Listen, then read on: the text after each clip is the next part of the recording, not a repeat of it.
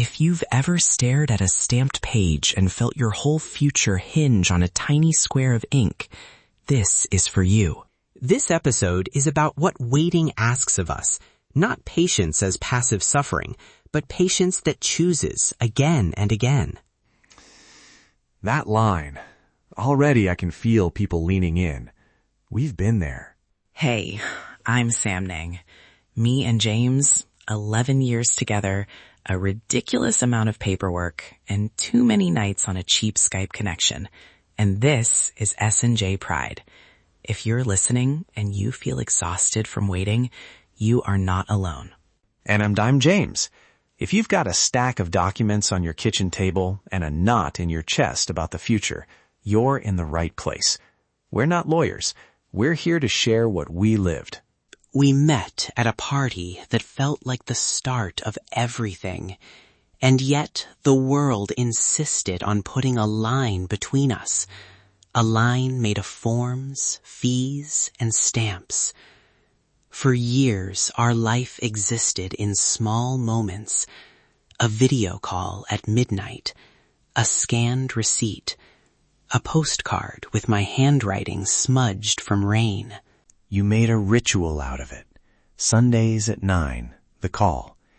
Even when jet lag made you nonsense talk, you called. That constancy mattered.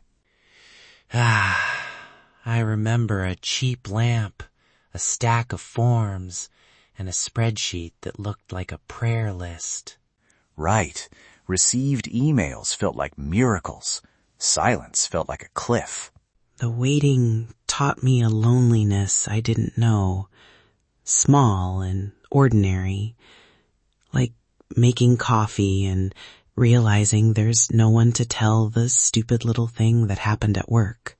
Yeah, exactly. You'd text a one-line joke and wait for the blue bubble. That tiny validation felt huge. I would practice what I'd say on the phone because silence felt dangerous. Practice it like a speech, opening, middle, closing. So if the line dropped, I still had something to leave behind. You recorded those voice notes, bedtime stories for me, so I could press play and hear you breathe. That was brilliant, by the way. We kept little proof objects, a train ticket folded into a letter, a receipt for a coffee you said tasted exactly like mine. Those things became talismans. That train ticket lived in my wallet for years.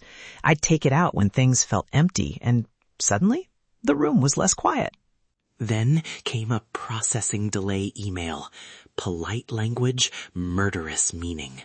I walked circles at a bus stop, the city buzzing like a drum. I waited 30 minutes before opening the message. You called and sounded hollow. I tried to fix it with plans and spreadsheets, but you stopped me.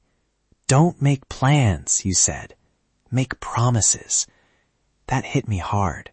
I need to be honest. This part stings. There were moments I wanted to scream at a system that treated our future like paperwork. And I did something selfish. Wait, what did you do? I stopped answering some calls. Fear made me hide. I thought if I didn't hear the silence, it couldn't swallow me. That hurt you, and it hurt us. I was pissed, honestly. Part of me wanted you to fight louder.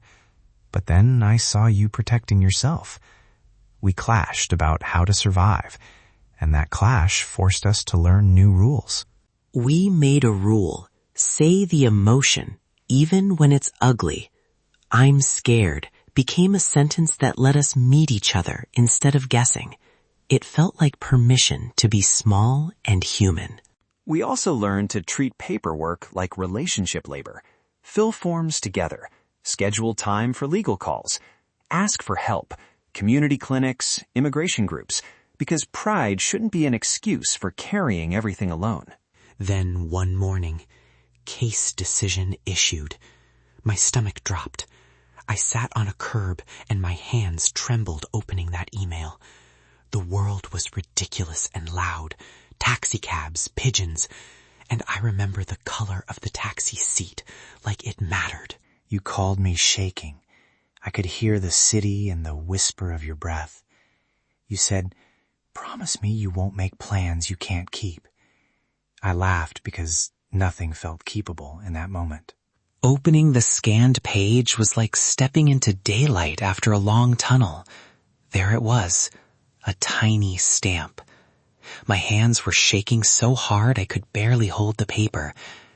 Relief didn't explode. It settled like a slow, steady exhale. That small paper didn't fix everything, but it let us start practicing a future together, in tiny steps. We didn't celebrate with fireworks. We planned routines. Who calls in the morning? Which holidays we try to be with family? Who learns to cook whose favorite dish? Those mundane commitments rebuilt a belief in us. Trust is stitched together with tiny, repeatable actions. Not a big speech. 3 nights in a row of showing up when anxiety hits. Texting a stupid meme at noon. Folding receipts into letters. Those things matter. So real practical takeaways. Messy, compassionate, useful. 1. Keep rituals alive. Postcards, voice notes, a shared playlist. They stitch ordinary life back together. 2. Name the fear before you disappear. I'm scared gives your partner a map. 3. Seek help early. Immigration clinics, community orgs. There's no shame in asking for expertise. And 4, hold each other to small promises. Show up for the boring stuff. Legal forms are emotional work. Share it. Be humble if your partner withdraws. Fear is not betrayal. Reach out, but respect the space. If you're in the thick of waiting, if your nights are full of what ifs, hear me. Your fear is valid. Your love isn't a mistake. You're not behind. You're doing endurance work, and that deserves tenderness. And if you're the partner feeling helpless, anchor the routine. Ask, how are you right now? And mean it. Be patient, be present, and remember, showing up for the small things adds up to something real. Important note, we're not lawyers. If your future depends on immigration outcomes, talk to a qualified immigration professional or a trusted clinic. And if this story brings up heavy feelings, please reach out to a counselor or a support line. You don't have to carry it alone. If this episode landed on you, tell us one thing in the comments. Did you ever wait for a document that changed your life? Even an I hear you helps. Hit subscribe so you don't miss the next story. Take a breath. You're not alone. Keep choosing the small things. Keep being tender with yourself. I hear you. This is SNJ Pride.